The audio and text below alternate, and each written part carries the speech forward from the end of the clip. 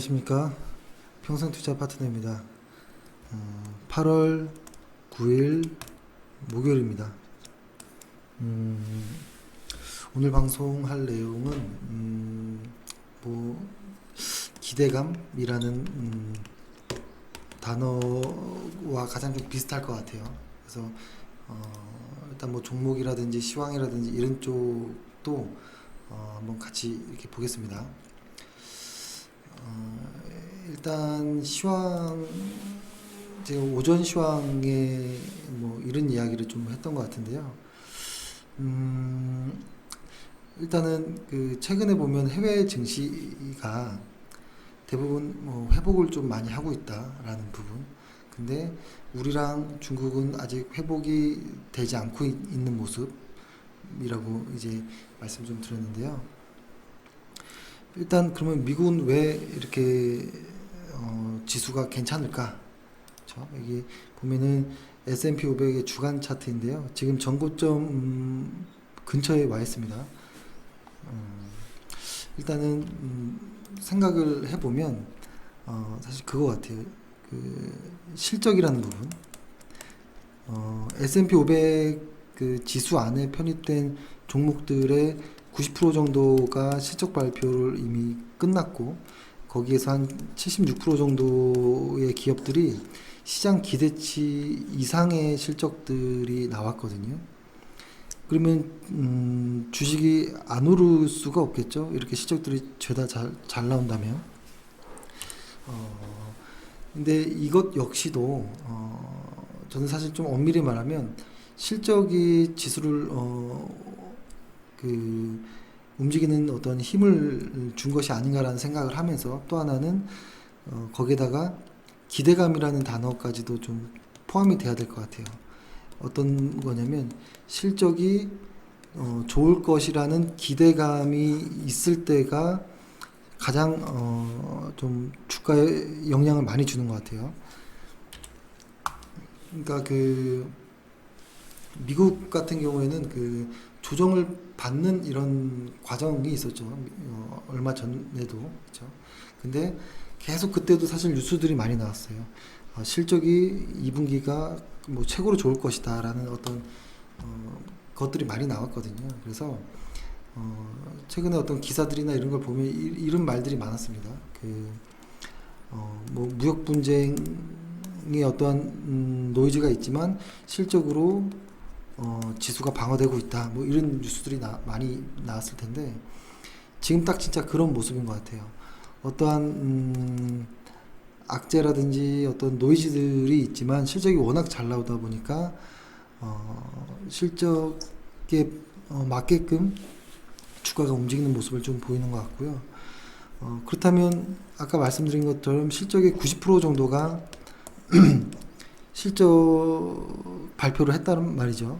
그럼 나머지 10% 정도가 이제 곧 실적 발표를 마무리할 텐데, 그 이후의 기대감은 뭐가 있을까라는 생각을 해봐야 돼요. 그 이후의 기대감은 뭘까? 혹시 무역 분쟁이 잘 순조롭게 해결될 것인가? 이런 기대감일 수도 있겠죠. 아무튼 지금 이제 미국 시장을 보면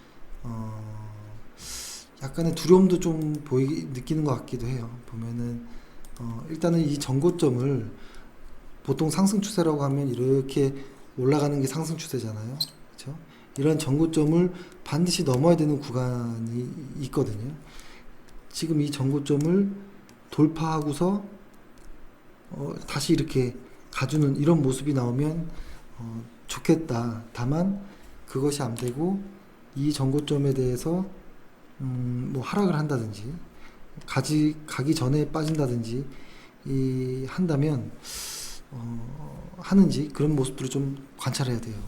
그러니까 이 전고점까지, 그러니까 시장이 조정 이후에 이 전고점까지 왔던 힘은 실적이라는 어떤 기대감으로 저는 왔다라고 보고요. 이 기대감, 실적 기대감이 거의 다 끝나간다라는 거. 그러려면 이 전고점을 넘으려면 새로운 어떤 새로운 기대감이 무언가가 존재해야 된다라는 생각을 합니다. 근데 아직까지는 잘 보이지는 않는 것 같은 생각이 좀 들긴 합니다. 이것을 이제 한국 증시로 좀 비춰보면 어제 삼성에서 투자 발표를 했죠. 근데 삼성도 과거에도 한 3년 정도 150조 정도를 투자했고 이제 앞으로도 또 한 180조를 투자한다라고 하는데 사실 어떻게 보면 연장되는 이런 느낌이기 때문에 그렇게 새로운 무언가다 대단한 거다 뭐 이런 느낌은 들지 않아요. 근데 관련한 주식들에게는 어떤 좋은 긍정적인 어떤 모습을 좀 준 거죠. 그래서 주가가 꿈틀대고 막 이랬는데요. 사실 이러한 이벤트가 우리 지수를 움직일 정도의 굉장히 강한 뉴스인가라고 보면 아주 작게 느껴지긴 합니다. 우리 전체 시장 안에서 본다면. 근데도 불구하고 시장에서 반응을 줬다라는 것. 근데 막상 삼성전자는 그렇게 움직이진 않았죠. 근데 이런 모습들을 보면 오히려 그런 생각이 들더라고요. 아, 시장이 약하긴 약하구나라는 생각. 왜냐면 얼마나 시장이 약하면 어떠한 그러니까 시장에서 우리 시장에서는 지금 어떤 기대감을 찾기가 어려운 과정이잖아요. 그렇죠? 그렇기 때문에 어떤 좋은 어떤 이슈나 어떤 뉴스가 나오면 시장이 금방금방 반응을 해요. 쉽게. 그것이 거꾸로 우리 주식시장이 상당히 약하구나라는 것을 좀 느낄 수 있는 부분이었던 것 같습니다. 그래서 보통 이 기대감이라는 단어가 이렇게 실적 시즌 때 가장 많이 나오죠. 근데 애매한 부분이 있어요, 보통. 지금 지수가 어떤 종목이 이렇게 간다라고 했을 때 1분기고 2분기라고 실적 발표하는 시기라고 하면 분명히 1분기 때 실적이 뭐 괜찮았습니다. 근데 2분기 때 실적이 완전히 좋게 어떤 시장 예측치들이 나오면 그러한 어떤 기대감으로 주가가 이렇게 반응을 하잖아요. 반응을 하는데 막상 이 실적이 발표되는 그 당일 이후로 지수가 빠질 때도 있고 종목이 빠질 때도 있고 종목이 더 탄력받아서 갈 때도 있고 하거든요. 근데 가끔 물어보시더라고요. 실적 발표하는 날 어떻게 하느냐라는. 그죠? 근데 그거는 정말 알 수 없는 것 같아요. 이런 겁니다. 예를 들어서 시장에서는 100억을 예측했는데 실제 공시된 거 보면 한 150억 정도의 어떤 깜짝 놀랄 만한 어떤 좋은 뉴스가 나온다라고 한다고 무조건 주식이 오르는 건 아닌 것 같아요. 그러니까 주식이 여기서부터 이만큼 올라가는 과정에서 미래에 좋을 거라는 실적이 이미 다 주가에 반영되어 있다면 이 어떠한 새로운 실적 뉴스와 함께 주가는 이제 서서히 식어가는 거겠죠. 근데 주가가 오르지 못하고 뭐 그저 그냥 했는데 실적이 세게 나와버리면 이렇게 따라 올라가는 이런 거죠. 그래서 실적 당일에 그래서 보통 흔히 하는 이야기가 잘 모를 바에 만약에 내가 여기서 주식을 사서 실적이 잘 나올 거라고 하는 해서 샀는데 실적 발표되기 뭐 하루 이틀 전이다. 근데 주가는 꽤 올랐다라고 하면 보통 과거에 레전드라고 불리우는 그런 사람들은 매도를 좀 해라라는 뉘앙스가 좀 더 많았던 것 같아요. 그 말은 뭐냐면 실적이 발표 전에 팔아라 이런 느낌이 아니고 이미 수익을 많이 냈다면 이익을 보전하라라는 저는 의미로 받아들였습니다. 이런 기대감들. 근데 이런 기대감들이 저는 시장에서 조금 더 시장을 시장의 변동성을 주는 요인으로 느껴집니다. 그냥 얌전하게 갈 주식이 시장에서 뉴스에서 좋다 이렇게 자꾸 바람을 넣으면 이렇게 갈 주식이 이렇게 치고 올라가거든요. 그래서 결국엔 적정 가치가 이렇게 된다라고 하면 먼저 치고 갔던 놈은 반드시 내려오더라고요. 이 적정 가격 근처에는. 그렇죠? 그래서 오히려 조금 더 이러한 기대감이라는 단어가 좀 무섭게 좀 느껴질 때도 있습니다. 최근 아니죠. 오늘 보면 뭔가요? 그 넷마블이라는 종목이 급락을 했죠. 그 급락 사유로 보면 그겁니다. 시장 기대치 밑으로 실적이 나왔다라는 거예요. 그러니까 뭐 자세한 거는 적어놓긴 했지만 결론은 그거였던 것 같아요. 시장에서 기대치를 높여놨는데 그거 이하로 나오니까 오늘 한 11% 정도를 하락했거든요. 그렇게 보면 이 회사는 과거의 전고점 대비해서 40% 정도 하락한 거예요. 그럴 때 이제 고민이 됩니다. 분명히 지금 1분기, 2분기 실적 매출이 좀 줄어드는 이런 과정으로 인해서 주가가 이렇게 빠졌다라고 한다면 3분기, 4분기는 어떨 것이냐를 고민해 봐야겠죠. 만약에 여기서 내가 종목을 보유하고 있다면. 근데 이 종목은 3분기, 4분기 때는 좋을 거라는 어떤 예측이 있어요. 그것이 지금처럼 시장 기대치를 상회할지 하회할지는 알 수 없지만 일단은 지금보다는 최소 더 좋을 거라는 기대는 있거든요. 특히 이제 매출 부분을 보면 매출이 이제 조금 매출이 꽤 많이 늘 것으로 기대를 하는 부분이 있어요. 그러니까 지금 보면은 1분기, 2분기 매출이 500억 정도예요. 근데 이 회사는 보통 600억 정도를 이상으로 보고 있었었는데 생각보다 많이 빠진 거죠. 그리고 3분기도 500억 밑으로 약간 빠지니까 이렇게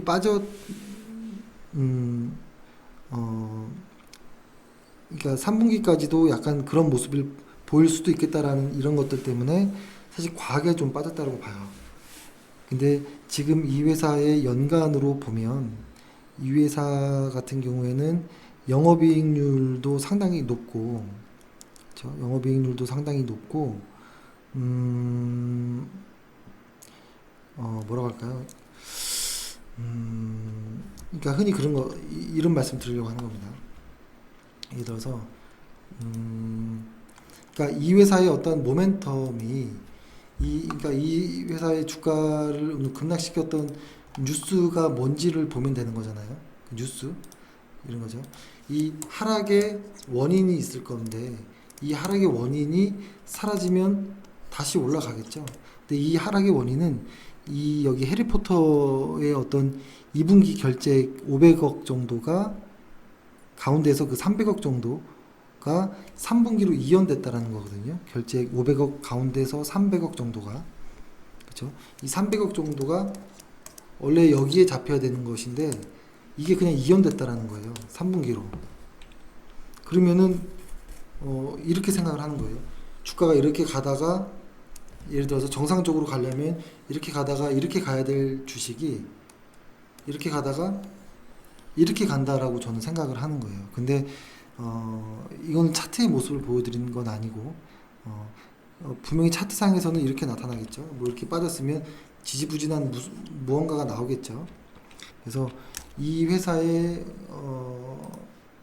그 뭐라고 할까요? 이 회사의 그 매출이 실적이 사라진 게 아니기 때문에 그냥 단순하게 지연된 걸로 보는 게 좋을 것 같아요. 지연된 거기 때문에 사라졌다면 아예 망쳐졌다면 이거는 이제 매도 관점에서 이야기를 해야겠지만 그냥 이연된 거라면 저는 지금이 오히려 좋은 기회라고 봐요. 좋은 기회. 예를 들어서 넷마블을 한번 해보면 그때 말씀드렸죠. 실적이 우상향하는 미래 실적까지도 우상향하는 예를 들어서 2018년에 현재 실적이 있는데 현재도 예상치가 섞인 거겠지만 2019년도의 예상치도 현재보다 더 좋게 어떤 예측되는 이런 회사들일 경우에는 그리고 보통 영업이익과 ROE가 훌륭한 회사일 경우에는 이 고점 대비해서 여기 이 바닥까지 오늘 이 바닥까지 했을 때 한 50% 이상 하락하는 게 극히 드물다라고 말씀드리고 싶어요. 극히 드물다. 그렇죠. 한번 만약에 그렇다면 만약에 생각을 해볼게요. 만약에 블루디밴드 하단 여기서 탁 매매를 시작했다라고 해볼게요. 근데 사실 여기서는 매매할 수 없죠. 왜냐면 분기 실적이 꺾이는 걸 알았기 때문에 매매를 하지 않죠. 그렇죠. 원래는 그렇게 하는 거죠. 그러니까 미래 실적이 좋을 때 볼린저 밴드를 빠질 때 이제 매매하는 전략인 거잖아요, 기본이. 근데 요 당시 때는 사실 매매하면 안 되는 구간이었던 거긴 해요. 그래도 우량한 종목이니까 그냥 믿고 해봤어요, 한번. 그랬을 때 어떤 느낌이냐면 고점 대비해서 이 볼린저 밴드까지 보통 한 15%에서 20% 정도가 빠지는 게 보통이에요.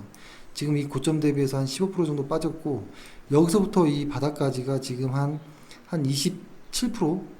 오늘 종가로 해야 되니까 한 25% 정도 빠졌거든요. 이것도 거의 평균치 정도에 들어가는 가격이에요. 그랬을 때는 이렇게 되는 거겠죠. 여기서 1차 매수, 2차 매수, 3차 매수, 아마 오늘 4차 매수 이렇게 왔을 것 같아요. 만약에 볼린저 밴드 하단 매매를 하는 사람인데 실적을 보지 않고 매매를 했더라도 1차 매수, 그렇죠. 1차 매수, 여기서 2차 매수, 여기서 3차 매수, 여기서 4차 매수하고 끝났겠네요. 수익이 났겠네요. 그렇게 되면. 왜냐면 이 정도 됐다면 여기 가격 구간이 평균가를 따져야겠죠. 평균가가 뭐 예를 들어서 한 요 정도라고 한다면, 그렇죠? 요 정도라고 한다면 한 15% 정도 수익이 나고 혹은 그렇죠? 요 언저리 한 12, 13% 정도에서 청산을 했을 것 같네요. 보니까. 그러니까 제가 좀 갑자기 두서없는데요. 보통 아주 우량한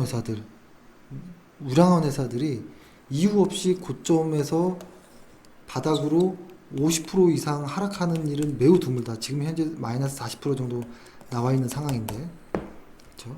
근데 그렇다면 지금 현재에서 지금 마이너스 40% 하락하여 있는 상황에서 1차 매수를 만약에 했다면 마이너스 10%더 하락하는 시점, 그러니까 즉 50% 고점 대비 50%까지 하락한 시점에서 2차 매수 정도라면 보통 이 회사는 볼린저 밴드 상단까지는 반등할 여지가 매우 높습니다.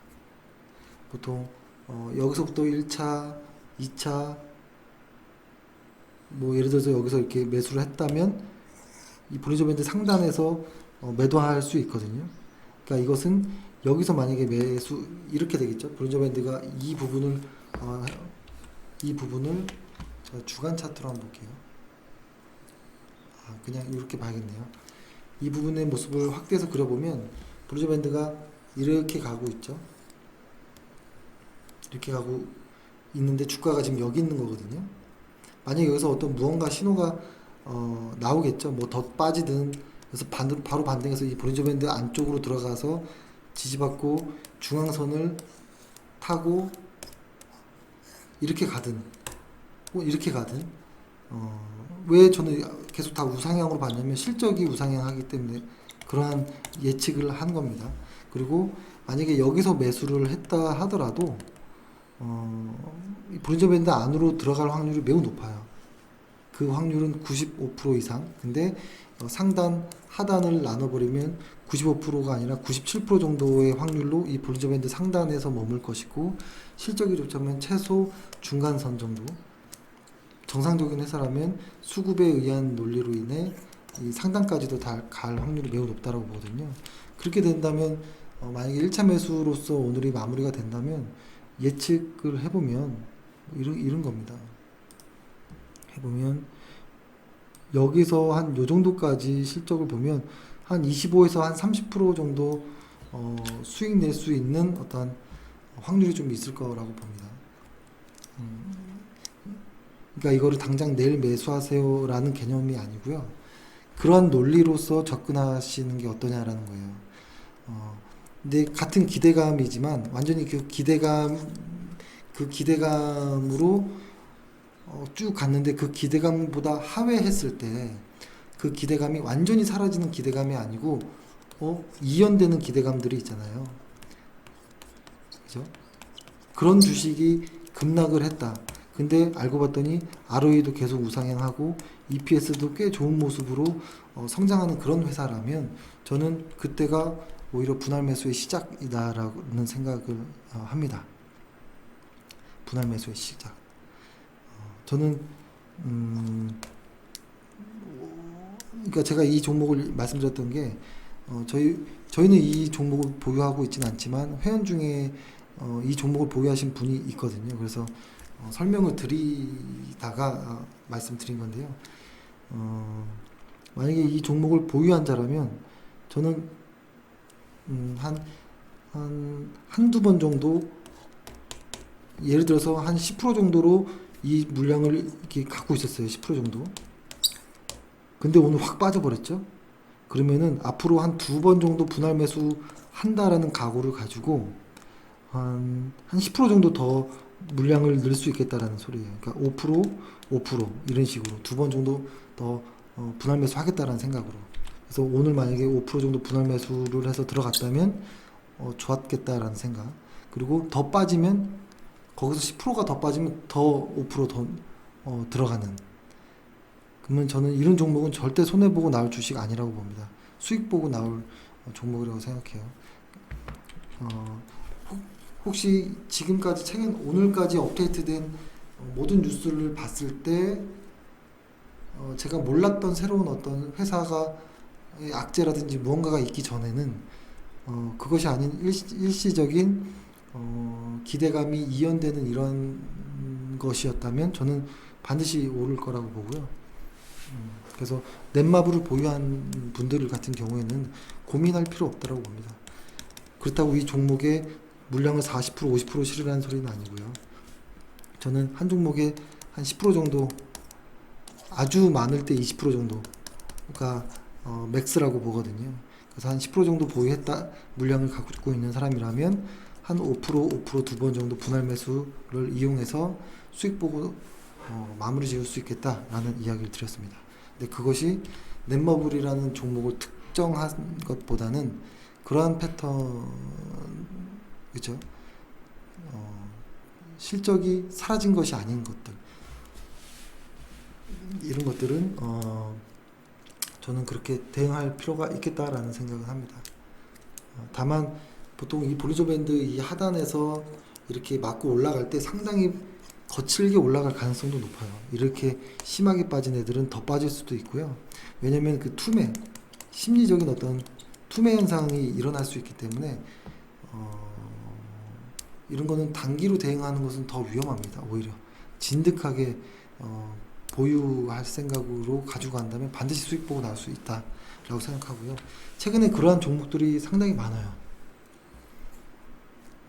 실적과 무관하게 엄청나게 흐르고 있는 종목들이 많거든요. 그래서 그런 종목들을 좀 잘 공략해 보시는 것도 괜찮겠다라는 생각합니다. 왜냐면 지금 우리 시장이 지금 이런 모습인데요. 그렇죠? 이런 모습인데 지금 2300포인트잖아요. 2300포인트. 우리 시장은 역사적으로 과거에 보면 1000포인트를 넘을 때 가장 힘들게 넘었던 기억이 있고, 그 다음이 2000포인트를 넘을 때가 가장 좀 힘들었었잖아요. 그렇죠? 그 심리적인 어떤 그 저항 구간도 무시 못하는 거거든요. 이렇게 보면 한번 선을 그어볼까요?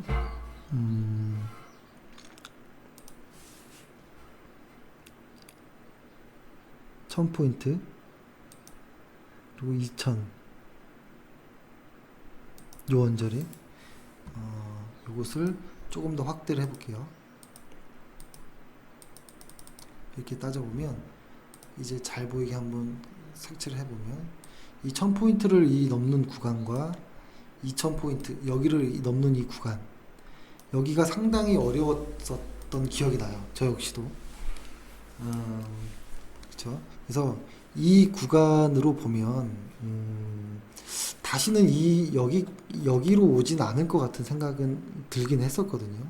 근데 한 번은 이 2000포인트까지는 한번 찍을 수도 있겠다라는 생각. 왜냐면 과거에도 이 1000포인트를 정말 어렵게 넘었던 기억이 나요. 1000포인트.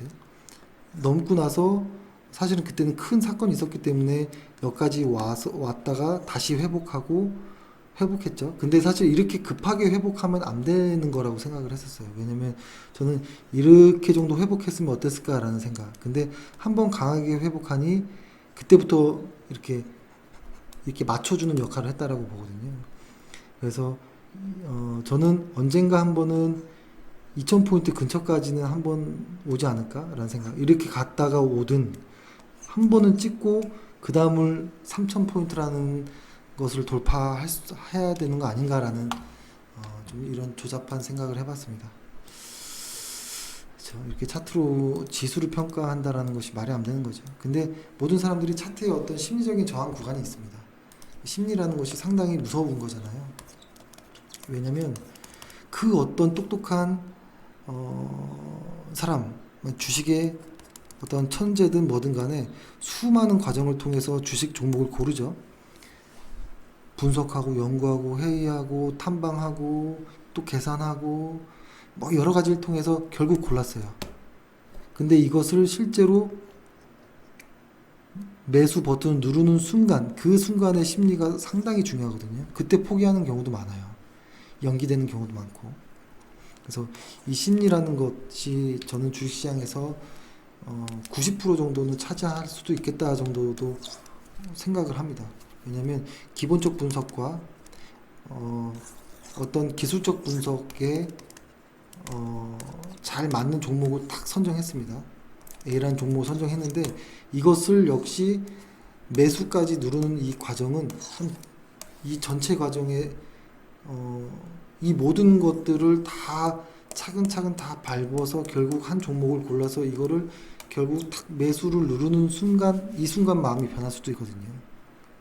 그 순간 모든 걸 다 했지만, 그래서 그 마지막에 그 심리, 그 사람의 심리, 그 어떤 심리적 가격 구간, 이런 것들 상당히 중요하게 생각을 합니다. 그래서 지금의 중요한 부분은 2300포인트가 깨지느냐 이겠죠.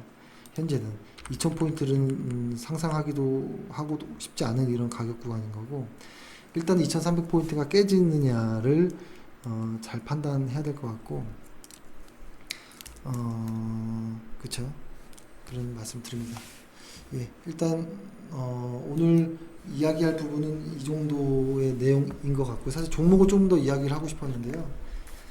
지금의 종목을 막 이렇게 추천하는 듯한 것들은 사실 좋은 것이 아닌 것 같다라는 생각에 종목 이야기는 좀 자제했습니다. 그리고 오늘 하나 좀 이야기를 한 2, 3분 정도만 하고 좀 끝내고 싶은데요. 뭐냐면 오늘 한 회원과 좀 이야기를 나누면서 너무 이게 속상한 거예요. 일단은 그 회원이 경상도 사투리를 썼고, 근데 저희 어머니가 경상도 분이어서 그랬는지 경상도 분들의 그 말투가 저는 되게 친숙하거든요. 근데 그 분이 엄청 그 속상한 이런 약간 좀 우울한 이런 이야기가 좀 있어서 저 역시도 같이 이야기하면서 너무 속상했는데, 저는 이렇게 생각합니다. 제가 드리고 싶으신 말씀은 지금 저희 회원분들 중에 60대 혹은 70대 분들이 꽤 많은 걸로 알고 있거든요. 근데 이분들이 보통 자산은 있을 수는 있어요. 근데 소득 뭐라 그럴까, 고정적으로 나오는 돈은 없는 분들이 대부분일 거예요. 은퇴를 했다거나, 그렇죠? 그리고 체력도 30대처럼 건강하지는 않을 거예요. 70대도 요즘 사실 건강하시지만, 근데 저는 이거를 본 거예요. 이 70대 분들이 오히려 자녀들, 3, 40대 자녀들을 걱정하는 게 저는 너무 이해가 안 갔습니다. 그러니까 저 역시, 그러니까 너도 나중에 그 나이 돼봐라, 그렇게 될 거야, 이렇게 얘기하시면 어쩔 수 없겠지만 이런 생각이 들어요. 3, 40대로 만약에 6, 70대 분들이 상상해 보세요. 만약에 내가 3, 40대로 돌아갈 수 있다면 얼마나 좋을까, 이런 생각 하죠.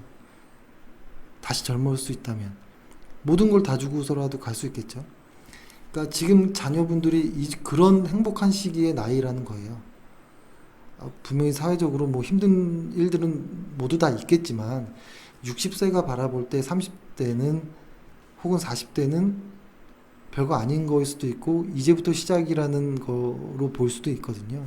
근데 이분들이 60, 70대 분들이 30, 40대 분들을 눈치 보고 걱정한다는 게 너무 속상하더라고요. 뭐 자세한 이야기는 좀 말씀드리긴 뭐하지만 일단 이렇게 생각을 합니다. 저는 사람 간의 의리가 저는 상당히 중요하다고 보거든요. 예를 들어서 제가 0살부터 만약에 쭉 예를 들어서 어떤 부모가 여기 부모예요. 그리고 이제 뭐 자녀가 있다라고 해볼게요.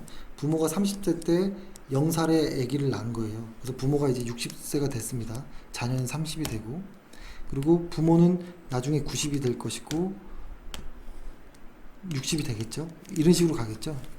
저는 여기서 뭘 중요하게 생각하냐면 의리라고 봐요. 의리.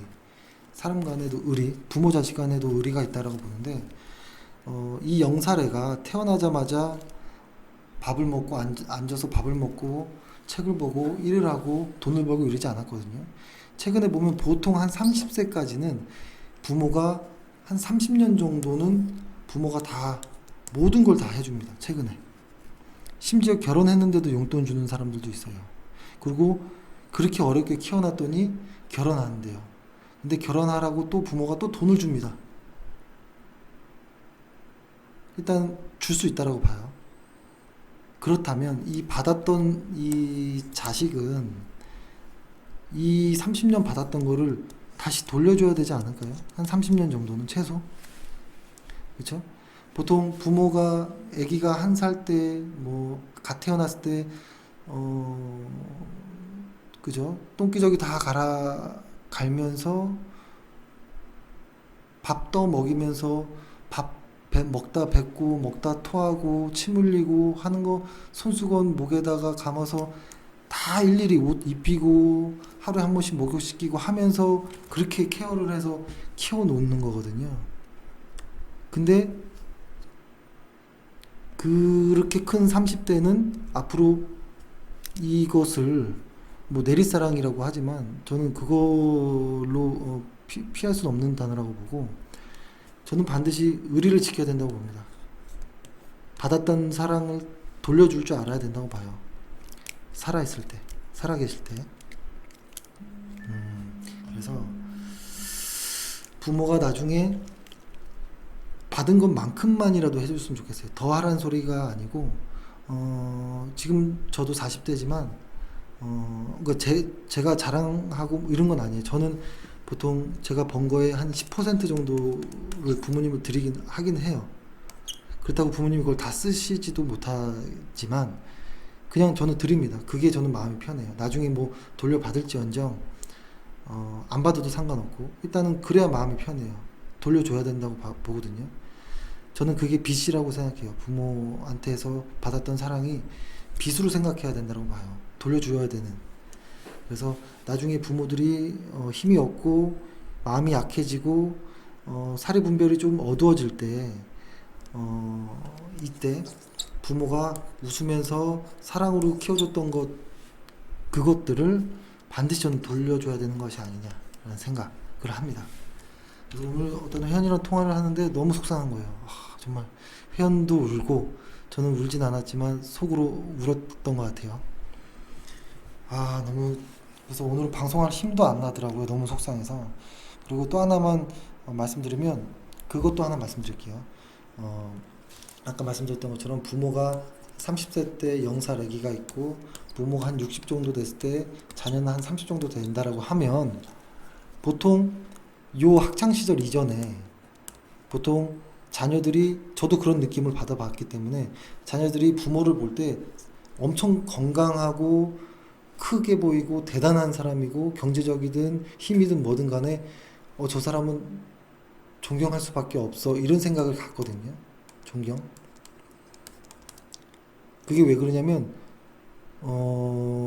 근데 그게 약간 순간 변하는 시기가 뭐냐면 어느 순간 내가 학교를 마치고 사회생활을 하면서 내가 부모보다 똑똑하다라고 생각하고 힘이 세다라고 생각했을 때 그 달라지는 게 아니고요. 그게 아니고 이 부모가 나 자식 눈치를 봅니다. 나 이제 노후 자금도 변변치 않고 자식도 이제 머리가 커서 잔소리도 못 하겠고 요 때 보통 부모들이 자녀들한테 좀 약해지거든요. 요때 자녀들한테 했던 그런 태도와 자세가 아니고요. 이때는 눈치 보고 약한 모습을 보여요. 근데 이 자녀는 부모의 그런 모습을 볼 때, 아, 부모가 나보다 약하다라는 생각, 어릴 때는 그냥 강하다라는 생각을 합니다. 부모는. 자식이 볼 때. 저도 그런 과정을 겪었고. 근데 어느 순간 자식이 머리가 커지면서 부모가 나보다 경제적이든 힘이든 뭐든 약해지는구나를 느낄 때 이 존경이 사라지는 것 같아요. 부모에 대한. 혹은 이 존경이 연민으로 변하든지 어떤 무언가로 변해요. 근데 이 부모가 이 약하다라는 게 나 힘들어 뭐 이제 뭐 노후도 얼마 안 돼 있고 내가 너희들한테 용돈이나 받을 수 있을라나 모르겠다. 뭐 이렇게 좀 약한 모습을 보일 때 이 연민이 뭘로 가냐면 짐으로 느껴진다라는 생각을 합니다. 이 자녀한테는 짐으로. 그러면 완전히 끝났다라고 봐요. 그렇게 하면 안 되고요. 계속 부모는 존경의 대상이고 위대한 존재라고 생각은 하지만 그것을 부모님들 자신들도 본인들도 그거를 유지해줘야 된다라고 생각합니다. 그것이 뭐냐면 당당함이 필요하다라고 봐요. 당당함. 왜 부모님들이 이제 은퇴하는 게 왜 떳떳하지 못하나요? 그죠? 부모님이 이제 나이가 60이고 65세가 돼서 일을 손에 놓고 소득이 끊기는 게 왜 미안하나요? 자식들한테. 당당한 거잖아요. 당당하게 너 한 달에 취직했으니까 50만 원씩 내놔. 당당하게 요구해야죠. 근데 뭐 자식한테 그런 걸 바래. 나는 그냥 자식이 나한테 손 벌리지 않고 잘만 됐으면 좋겠어 라고 생각하실 수도 있는데요. 그게 아니에요. 당당한 거예요. 근데 이런 것이 저는 서로 습관이 돼야 된다고 봐요. 자식들도 부모한테 당연하게 줘야 된다고 봐요. 용돈의 개념이 아닌 거예요, 이거는. 당연한 거예요. 그 부모가 애들 학교 다닐 때 당연하게 돈 주잖아요. 학생들한테 케어하기 위해서 돈을 주잖아요. 그죠? 반대로 된 거나 마찬가지예요. 당당하게 요구를 하십시오. 요구를 하시고 당당한 겁니다. 뭐 미안할 것도 없고요. 그리고 자녀들의 입장에서 본다면 혹은 3, 40대 분들이라고 한다면 저는 이런 핑계가 나올 수 있다라고 봐요. 아, 요즘 이제 나도 집을 사고 이제 애도 이제 학원이 좀 늘고 해가지고 좀 여유가 없네 이런 생각하지 않으셨으면 좋겠어요. 왜냐면 급여가 있잖아요. 급여가 딱 들어오는 순간 일단 막 나가잖아요. 그 나가는 거에 가장 1순위에 부모님 용돈 50만 원을 딱 책정해 놓는 거예요. 그러고 나서 전기세도 내고, 그러니까 세금보다 위로 전기세, 가전, 방열수도, 그죠? 그 다음에 뭐 집 모기지가 뭐 있다면 모기지 어떤 이자라든지, 그리고 뭐 어떤 애들 학원비, 그 다음 용돈, 식비, 뭐 이렇게. 그 다음에 나머지로 저축하고 이렇게 뭐 투자하고 뭐 이렇게 하잖아요. 이 우선순위를 1순위에 놓으세요. 부모님 용돈을 1순위로. 그러면은 생활이 어려워서 부모님 용돈 못 드려요 이런 소리 못 해요. 예를 들어서 급여가 300인데 한 50만 원 용돈을 써요. 근데 부모님 용돈을 50을 1순위에 올려놨어요. 그 다음에 내 용돈 50 올려놓고 그러면 이제 200 남겠죠? 여기서 생활비 100만 원 뺐어요. 그럼 100만 원. 이걸로 알아서 하는 거예요. 만약에 이 100을 늘리려면 생활비를 줄이든지 내 용돈을 줄이든지 하는 거예요. 이거는 건드리지 못하는 돈. 세금보다 더 위에 있는 돈으로 생각을 하셔야 된다고 봅니다. 언제까지 받은 것만큼. 저는 그렇게 생각을 합니다. 제가 이 이야기를 드리는 이유가 뭐냐면 주식이라는 것을 60대 분들이 가장 못하는 이유가 그거인 것 같아요. 주변 정리가 안 돼서. 왜냐면 주식을 60대 때 하는 이유가 생활비 혹은 내가 부족한 노후를 위해서라는 이야기를 하는데요. 일단 주변 정리가 그런 것들이 먼저 돼야 돼요. 그러니까 자녀가 만약에 내가 국민연금 수령액이 매월 얼마이니까 나와 남편 혹은 노령연금과 그 다음에 내 소유하고 있는 집 이것을 영목이지로 바꿨을 때 그래 한 4억짜리 빌라니까 한 7, 80 나오겠구나 죽을 때까지 뭐 이렇게 계산하면 보통 한 150에서 200 정도 그 언더로 밑으로 나올 수 있거든요. 그렇죠? 이렇게 정확하게 내가 한 달에 얼마 쓰는지 알고 앞으로 한 달에 얼마씩 나올 거라는 생각을 딱 정확하게 하고 그 다음에 자녀한테도 한 달에 50만 원 정도씩은 받으세요. 그렇게 해서 당당하게 내가 현재 60세 때 은퇴를 했지만 불안하지 않다. 나는 당당하다. 내가 죽을 때까지 나는 매월 얼마씩 현금 흐름으로 살 수 있어. 당당함이 있어.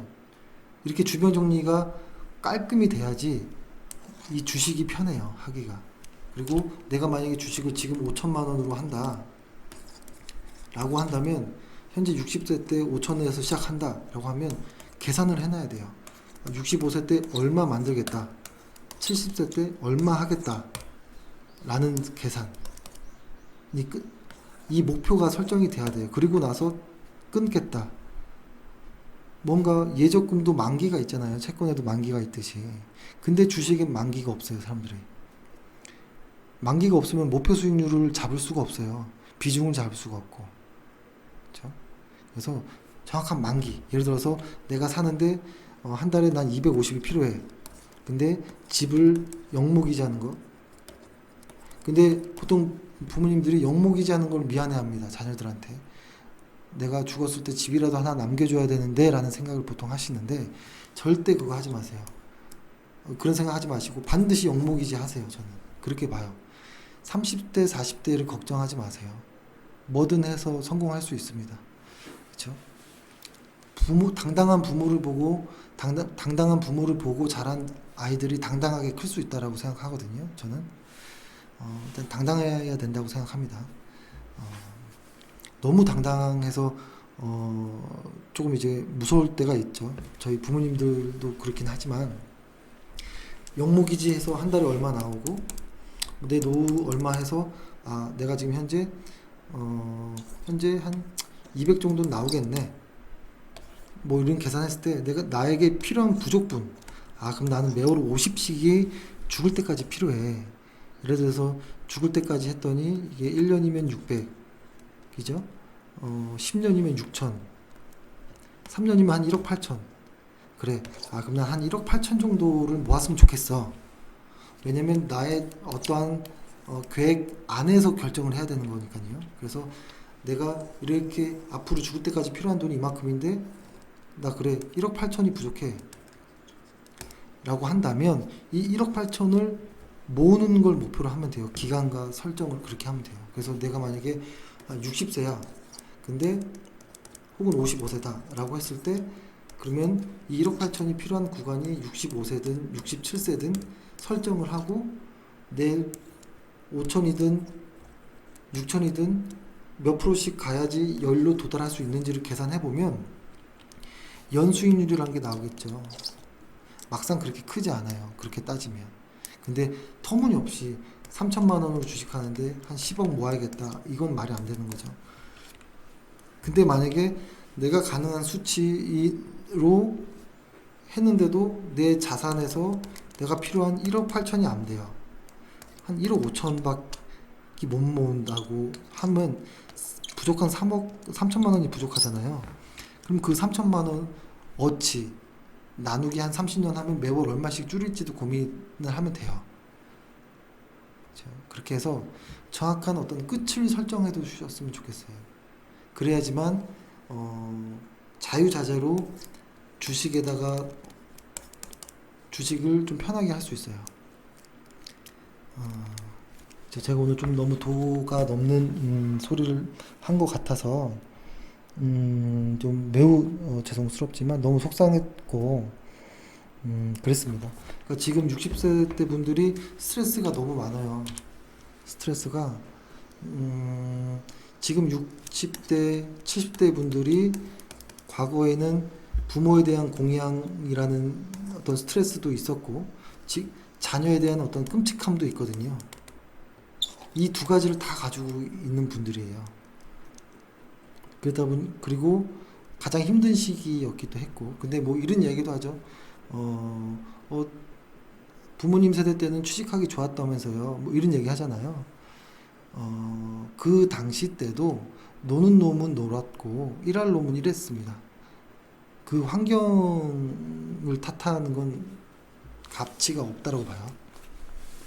그래서 이분들이 주식을 잘 하려면 주변 정리가 깔끔하게 좀 되어 있고 맑은 정신에 어떠한 목표를 가지고 한다면 하루하루 주식 등락에 대해 스트레스 받지 않을 수 있지 않을까? 그러면 단기 매매를 보다는 중장기 매매에 더욱 더 잘하실 수 있지 않을까? 뭐 이런 생각을 했습니다. 예, 오늘 조금 너무 좀 재미없는 이야기를 했네요. 예, 일단 오늘 방송을 이렇게 해서 마치겠습니다. 그리고 오늘 시장은 사실 뭐 그렇게 그닥 뭐 이렇게 의미 있는 모습은 없었습니다. 예, 예, 일단 이렇게 해가지고 방송 마치겠습니다. 감사합니다.